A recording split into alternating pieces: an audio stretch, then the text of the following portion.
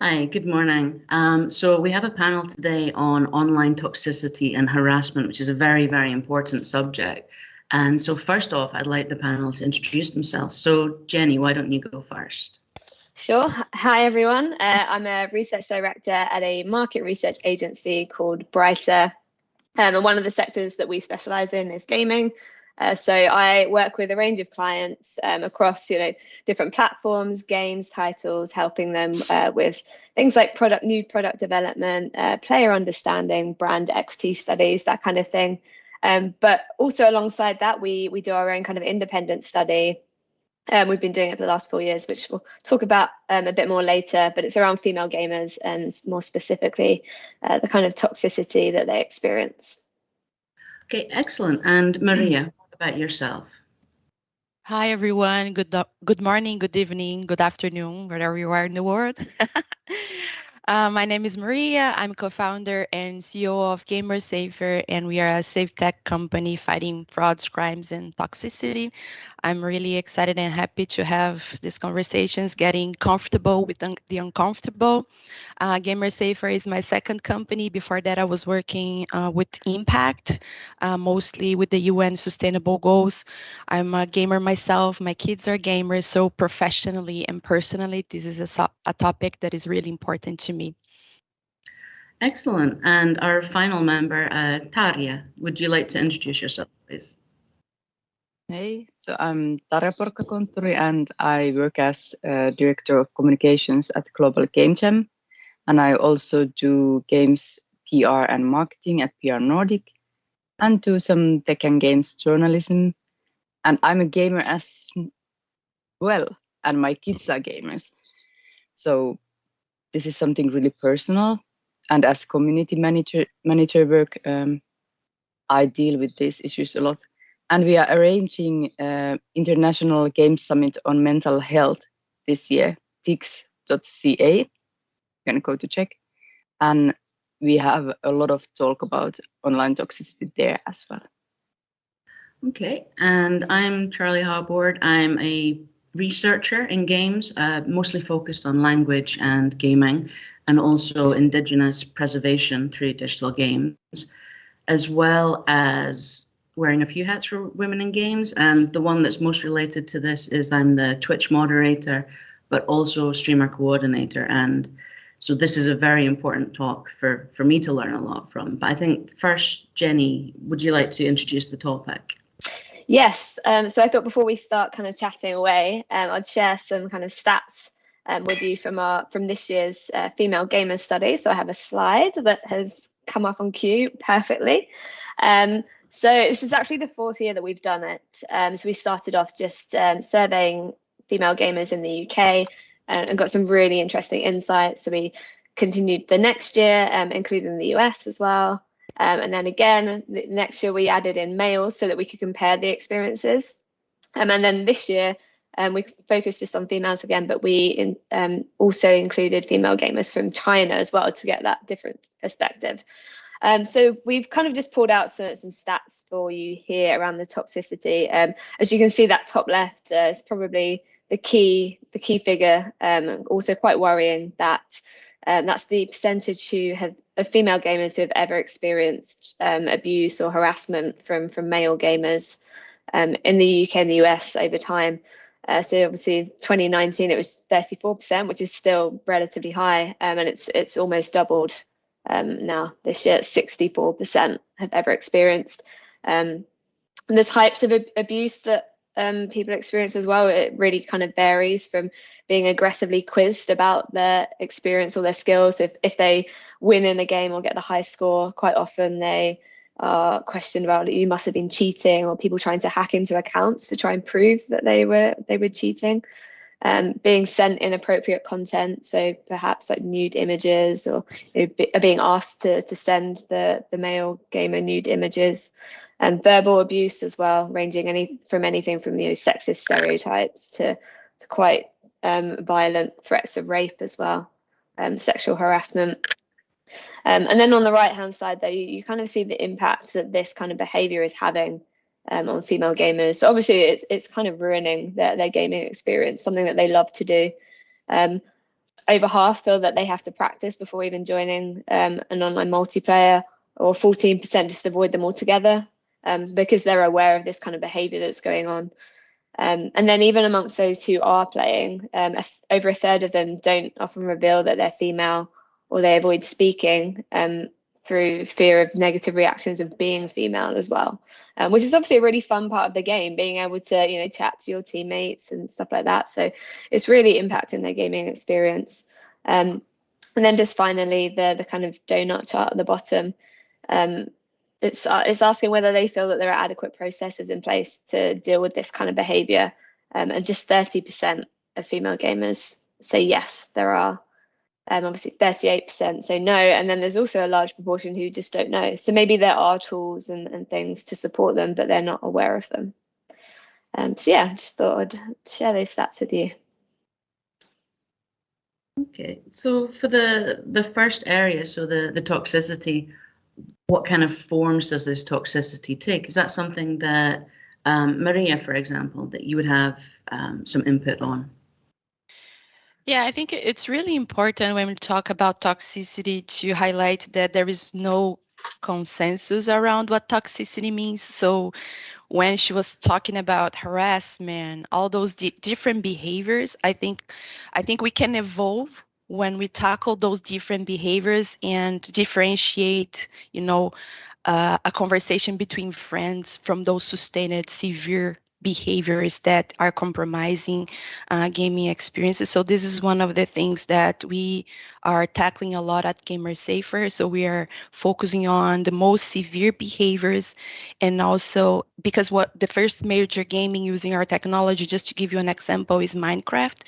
And we were talking with them about how they were managing their reporting systems and all of that. And some of the servers had thousands of categories to define and classify those behaviors. And because there was not a common language, it was really hard for them to tackle as an ecosystem. So I think that is this angle where we need to understand what are those behaviors that are causing harm, and those behaviors that are lighter, and what usually people say, this is just part of the gaming experience. So this is something that is really important, and there is like a huge discussion in the industry. The other element I think it's important is that anonymity is something that is part of the gaming experience, but anonymity without accountability is what is ruining the experience for everyone. So this is another element we are trying to tackle with Gamer Safer, and there are other technologies trying to do the same.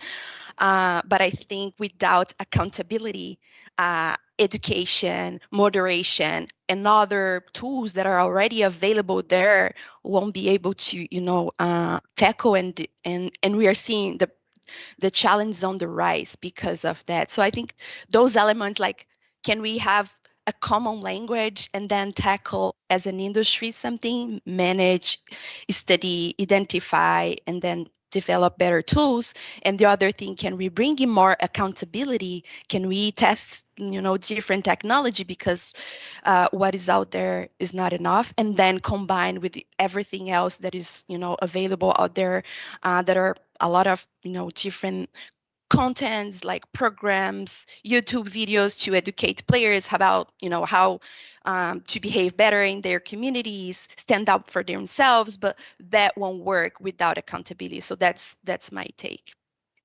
Yeah, I totally agree. Sorry, that it's not just one solution that's going to fix everything. There's so many different areas that we need to tackle. Like you were saying, starting with education amongst kids in schools.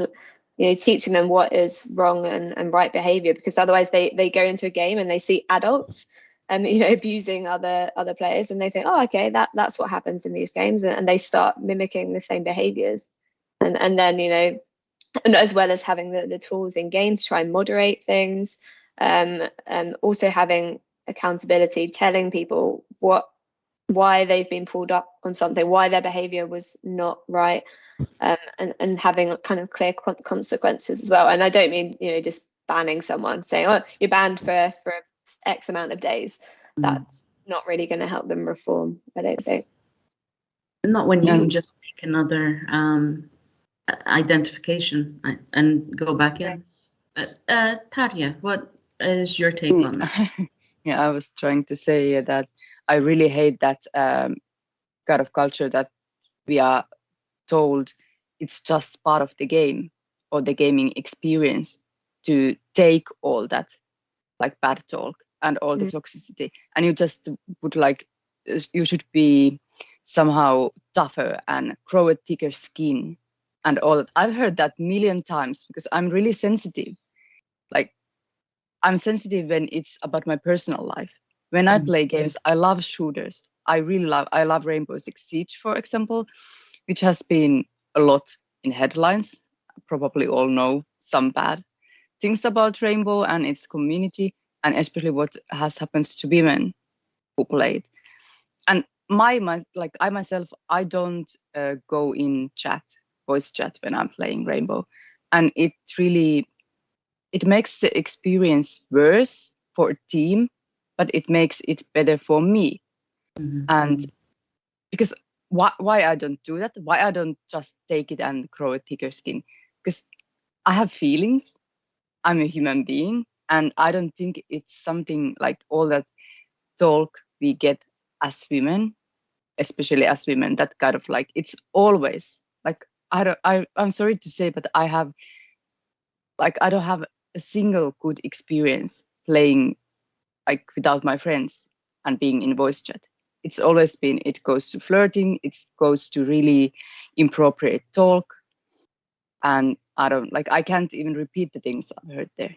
Like it's just disgusting. And I think I've heard it all, but you just get surprised every time. So I quit. I actually quit playing whole Rainbow. Wow. And it's really sad. I don't have friends I would play with, and I don't want to go to solo queue because of this. But it's definitely not something we should get just used to. It's not part of the experience in any way. No. It's quite persistent as well. It's not just a couple of comments thrown out there and then you start playing and it's forgotten about. It's all through while you're playing, and then sometimes when you've stopped playing as well, they start trying to kind of find you on other online platforms, social media. How are you supposed to just ignore that when it's just going on constantly? And it's not that I would get angry over some stupid gnarly remark or no, like I'm not that sensitive. Like I can take a joke, but that's something really different. Yeah, and I think it's also different when you are joking and when you are disturbing someone. And when you joke with a friend, it's different when you joke with someone that you don't know. So context also it's important. And I think those elements will help us to do a better job when we are moderating and engaging our communities.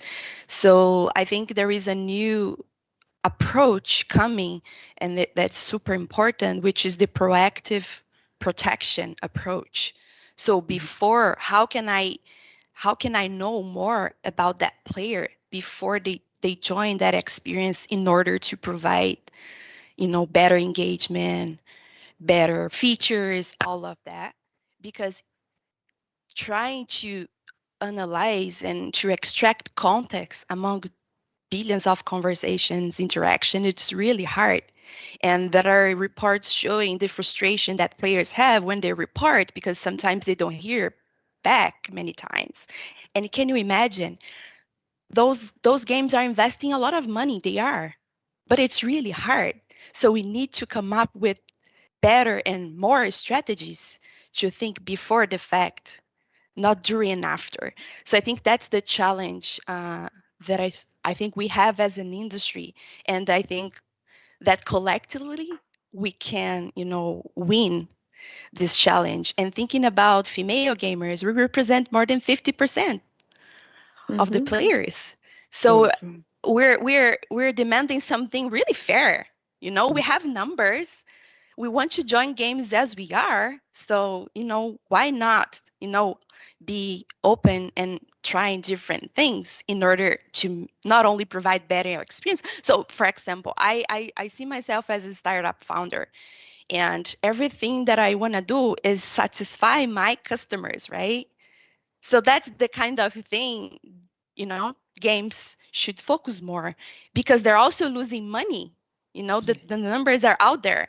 So I usually, you know, say that we're basically discussing numbers. This is a, you know, this is so hard to live, you know, to be there and face those things. It's really hard. I don't want to talk about numbers, but at the same time, I like numbers because they're also showing, oh my God, we are losing money. We're losing players. We're investing a lot of money to bring those players in, and then we are losing them because we're not providing the kind of experience they're looking for.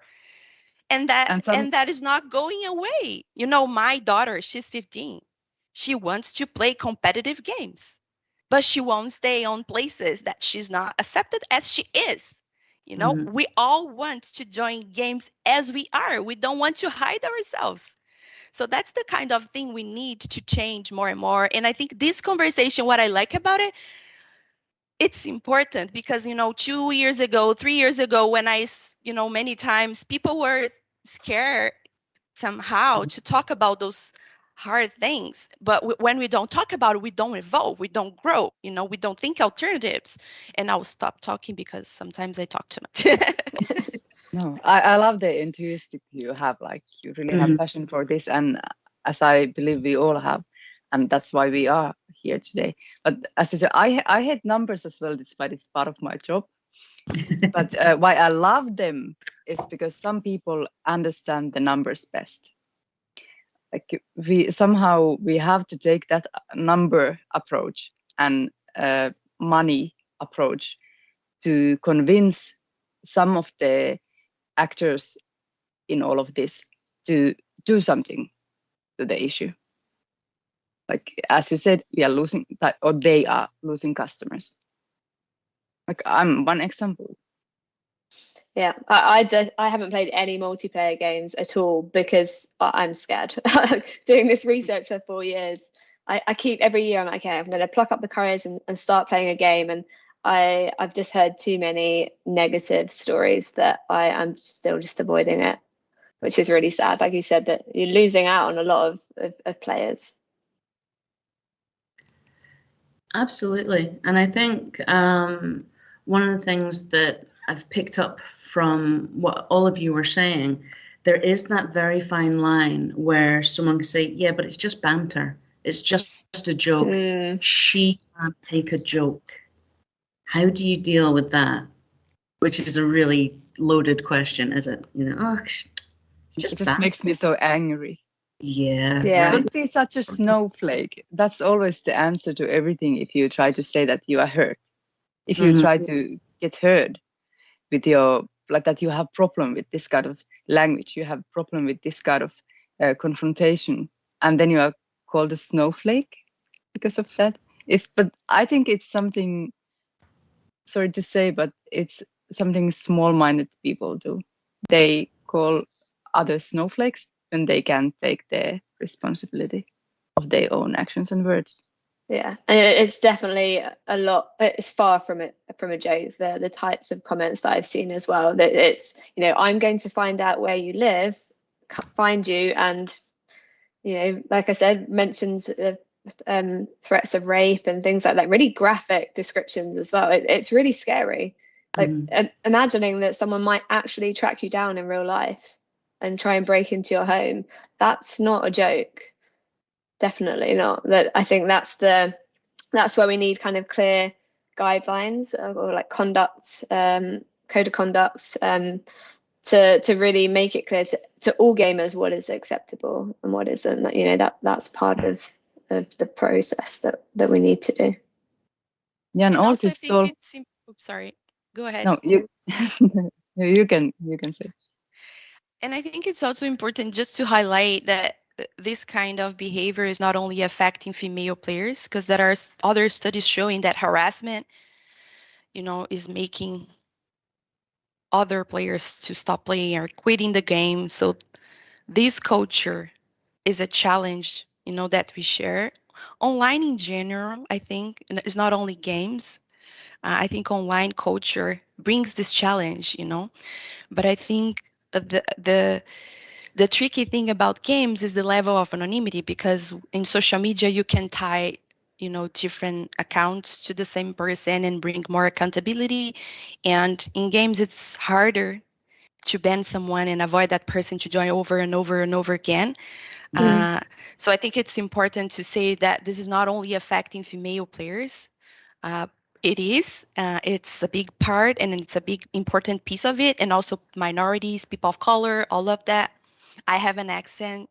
I was a target because of that too. So, but also it's affecting male players as well. So if you see the numbers, they're also being affected, and they also don't like, and that are like aggressive numbers in terms of sustained harassment. So that harassment that is persistent, consistent, that is disturbing, every aspect of your gaming experience. So I think it's important that we address that. Tarja, you had a point to make. What? No, I was actually going to say the same thing about social media. That it's like, I have to follow a lot of game related, or have to. I am following. Like, I don't have to, but yeah, it's my job, but it's also something I would do anyways. A lot of like gaming related social media accounts, and comment sections are just, I don't even have words for that. But it's not fun. That kind of comments and like all the toxicity, it's really really poisonous. Like, and it spreads. I can see, like, my daughter is soon 15, and she has really alarming stories about like children in her age or tweens and how they behave already, and even younger ones. So that's like kind of something I really wish we could. I teach game making to kids as well, and I gotta try to, in my teaching, I always try to a bit like give those hints and plant those seeds for better communication and more like kind communication. I think kindness is here like the keyword, being just like showing basic empathy and being just decent human being. And I believe that if we wear that in all areas of our lives, it would echo here as well. So it's really complicated and wide issue. Yeah, I think we need that positive reinforcement in the games as well, encouraging nice kindness, nice behavior, whether that's, messages throughout the game, kind of a bit more subtle, instead of telling gamers, you cannot do this, you cannot do that. Sometimes, people react badly to being told what not to do. But positive messaging, maybe even some kind of reward system to encourage positive behavior. Like, I've heard other people trying things like rating players they play against, and then at the end of a certain amount of time, if they've received really positive ratings, they get some free in-game currency or something like that. So just, like I said, different kind of methods to, as well as having a clear stance and saying, these things aren't acceptable, but also just trying to encourage kindness, as you said, Tarja.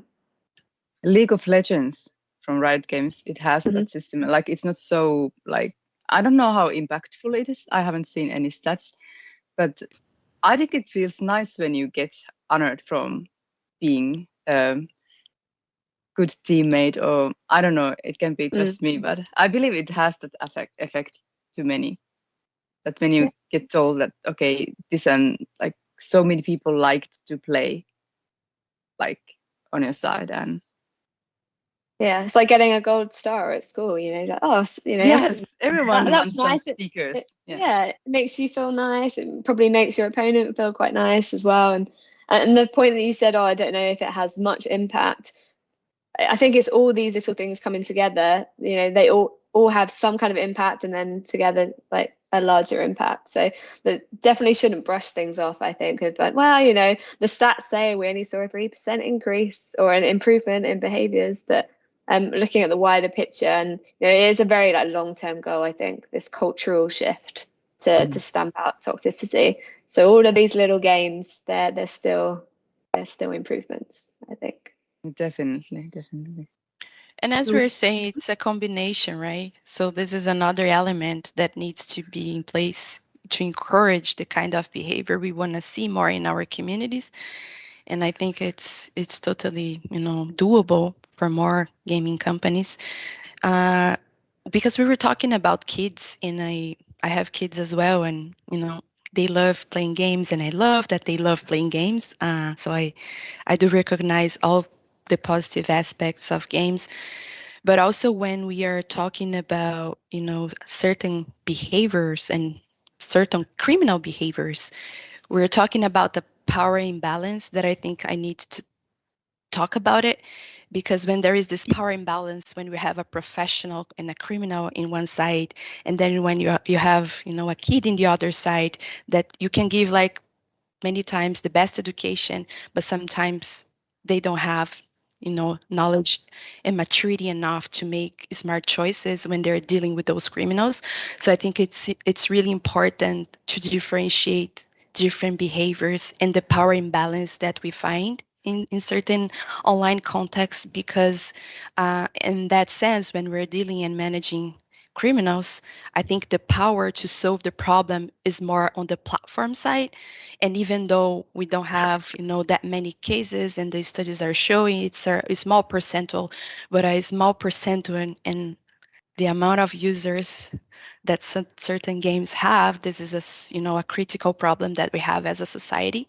So I just want to highlight that, because there are a small percentile of criminals using platforms to outreach kids, and many times when they do, even though we talk about with our kids, even though they're informed, they're not prepared to deal with those kind of people.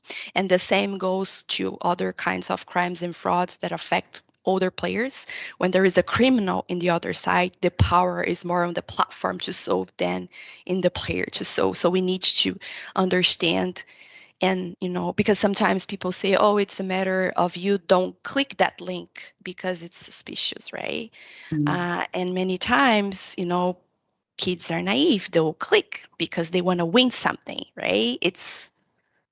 So I think it's just important to highlight those different boxes when we're tackling, because as we were mentioning, this is not a one silver bullet solution that will help us, to get where we want to be. Mm-hmm. Yes, and to protect the smallest and kind of weakest, and especially kids. Mm. And I'm not saying I'm that perfectly smart with everything either. I can go to those stupid whatever they are scams, and I could do that. I don't know. So yes, it's definitely responsibility to take care of people as well. As you said, that those platforms, they have a certain responsibility, and we shouldn't deny or somehow put it on people and users only. So, as someone that in my hobby time, in my part time, I work with Twitch, or with Women in Games Twitch, and we have seen an increase in sort of toxic bot attacks or raids, that kind of thing. And Jenny, from your statistics, it's shown in the last 2 years that this has doubled. Why? Why is this happening? Is the first question. And then the second, much, much, much harder question is, how can we stop it, or what should you do if you are affected by this? Because I know a lot of people who are actually considering stopping streaming because they can't take it anymore. Yeah, I mean, the first question, and so why is it increasing? There's a few factors at play, I think. So also in our study, we've seen that behaviors around playing online multiplayers and streaming, for example, people are doing it more regularly. I think lockdown probably also helped with that. A lot of people using gaming to socialize and connect with their friends and their family. So generally, more people are playing online, so that will increase the numbers. There's definitely a bit more of an awareness around it as well, and people are more likely to speak up and say, yes, I have experienced that now. So I guess those are some of the reasons why it's increasing. And And also maybe because we aren't currently doing enough about it, that it's still seen as almost acceptable behavior. You know, I can act like this in a game and I haven't been banned, I've seen no consequences. And as I said, kids seeing it as well. So it's kind of just snowballing, you know, several factors going into that. But then, yeah, I get it's really important to offer support to players.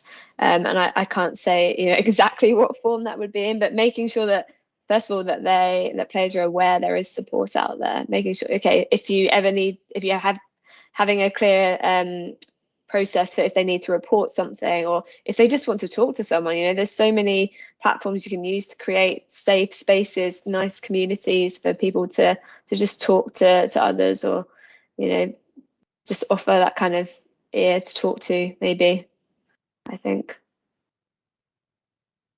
I think you were spot on. I think we're back discussing accountability, right? If I'm not punished for what I'm doing, I just keep doing it, right?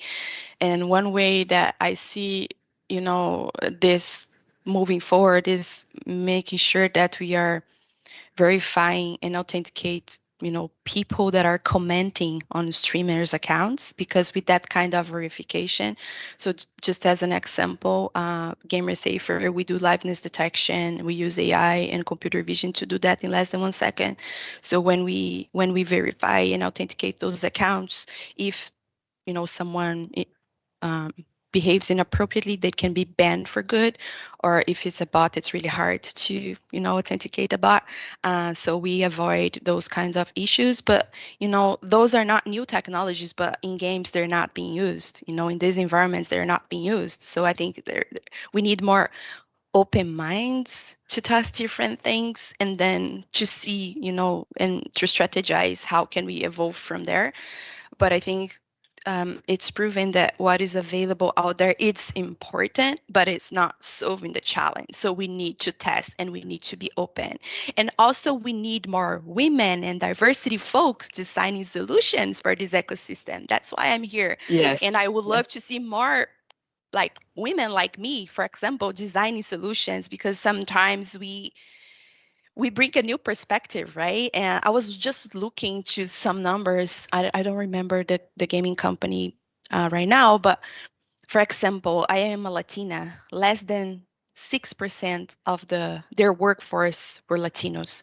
So how can we, you know, design solutions if we don't have as many Latinos or people of color or women in those kind of solutions? So that's the kind of things I think it takes time to solve, but there is no way if you want to have a sustainable result. It's a bit of trial and error. Sorry, you go. Yeah, and no, we can see from algorithms all this bias already. Like, it's something that needs to be fixed in all the platforms, like every single platform, not only in games. But it's something like we need diverse folks to fix those algorithms or be part of the solution. Yeah, but it kind of also, you know, obviously we want more, you know, young females to consider careers in gaming for exactly for these reasons, but they're seeing these kind of toxic behaviors and then probably thinking, why would I want to go and work in an industry that, you know, has so much toxicity around it? So it just kind of reinforces why we really need to solve this problem. It's not just for the players, you know, within the game. It's thinking about the future of the industry and the workforce, and also people currently working in the industry as well, and the toxicity that they're sometimes faced with. And just to add, in terms of resources, I want to highlight the work that TakeThis.org is doing in the mental health space. So they're amazing. They have like a list of resources in their website. So I think it's important to highlight that. So TakeThis.org, I guess, is the link. But you can also contact me at the end and I can share more. There are many resources. I think my goal as a founder is like reduce the number of occurrences so we can all play safely as we are. But while we don't achieve those numbers, I think it's important to have organizations like this helping us. And Take This is also arranging digs this the International Games Summit on Mental Health. So they are our partner. Awesome. Excellent. Do you see a time when the industry is going to become more proactive as opposed to what it is now, which tends to be more kind of reactive to these sort of issues? Is that something that we can hopefully see in the future? I think we're already seeing. Yeah, we are going in the right direction. Yeah, I think slowly we are. Yeah, I think we're already seeing. I've been seeing more proactive protection approach in different projects. I think the industry moves as they see data. So I think we need to get more and more data points to see, but I think we'll have also a cascade effect. Once we prove that is right, everybody will follow.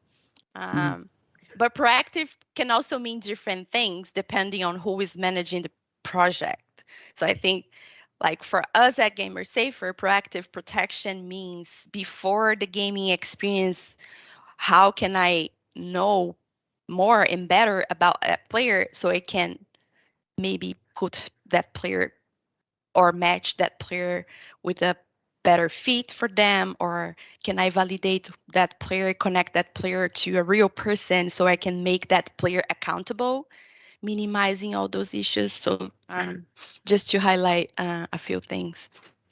Yeah, I think it's a slow process. I know speaking to people with various companies, some have been researching it for years and trying different tools and thinking, you know, that one doesn't quite work so well on this game. It might work really well in that game, but not this one. So that's why, as we said, there is no, you know, easy solution that one size fits all. It's trying different things and yeah, being comfortable with the fact that it might take a bit of time to find the ideal solution and the ideal combination of tools and things as well. But definitely we're starting to see some improvements in that area, I think, being more proactive. Yeah, and just in general, like being loud about what is right and what is wrong. I know that all don't have that energy or that they don't have channels to do that, or they are tired of educating others. I truly understand that, but that's why like people like us, we are really needed. We can be that voice that others maybe don't have. And so how do you see things changing in the future? So obviously it's incremental and it's slow and it needs to be so that it works. But what would be the ideal, and if you could wave a wand kind of thing? Let's see, Jenny, what do you think? I guess the ideal would be just a kind of a level playing field where it doesn't matter what gender, what race, what sexual orientation you are, what age you are, you can feel comfortable joining a game and just have a really fun experience. I mean, I guess that's the ideal goal. And then companies really taking note of this as an issue and thinking, right, okay, let's do something about it, being engaged about the topic and really wanting to help reduce the amount of toxicity as well. Yeah, I echo that. And I think on top of that, I think the mindset needs to be in the right place. Otherwise, you won't innovate, you won't move. I think having the right mindset to solve complex problems and be open to new innovations and different things, it's important. And I think we are in a way, and I hope it's not that slow. I hope it's a little faster. And Tarja, what about yourself? Like really, really ideal goal would be that we wouldn't have to have this kind of conversation. That it would be just so perfectly normal, like any other gamer or game maker or on the field. So that we wouldn't need this kind of panel. Like I want to make my work not needed. Okay, so we're almost to the end there, but I would like to ask a favor of you all, and I would like you to think about the advice you would give to a girl, a non-gender binary, a person who is a person of color, anyone who has experienced that kind of toxicity, and like yourself, Tarja, when you said that you actually stopped playing Rainbow, what advice would you give to that person who is dealing with this toxicity and is at their wit's end? It's a tough question. It's really tough question. I would just say that it's not your fault. It's not about you. Yeah. So talk to someone. Yeah. Tell Yeah. someone. Yeah, and don't stop playing. Like, not, I know it's easy to say that, but there are still ways that they can keep enjoying the game, keep playing, try and find communities of, you know, like-minded people. I think that's something as an industry we can help encourage or provide as well, making sure that, you know, there are safe spaces. But yeah, don't just stop playing. Yeah, and I won't quit trying make the games better for you. Just Same know that. thing, yeah. Oh, that's beautiful. Thank you very, very much. Do you have any final words or anything you would like to add before we finish what has been an amazing panel? I've been taking so many notes as well. So I'd like to say that I'm always like, my DMs are open for people. If you have something in your mind, if something is troubling you, just, for example, in Twitter, you can just message me and I answer when I see the message. Now, if I can help even someone. thank you. Same. Yeah, I guess I have really quickly, like, obviously we've been talking quite about a negative subject, which we need to do, but we saw some positive trends in our recent study, saying that whether people agreed if females were better represented or well represented in the industry, and we've seen an increase in those figures. So just want to end on a little bit of a positive note that there's more and more female representation in the industry, which is just going to have even more of a positive effect on the games that are being made. Well, with amazing people like yourselves working on tackling this issue, it's going to get better. I have no doubts. So thank you very, very much. All of the claps to you guys, and keep up the good work. Thank you so much. And we'll end there. Thank you. Thank you. Thank you.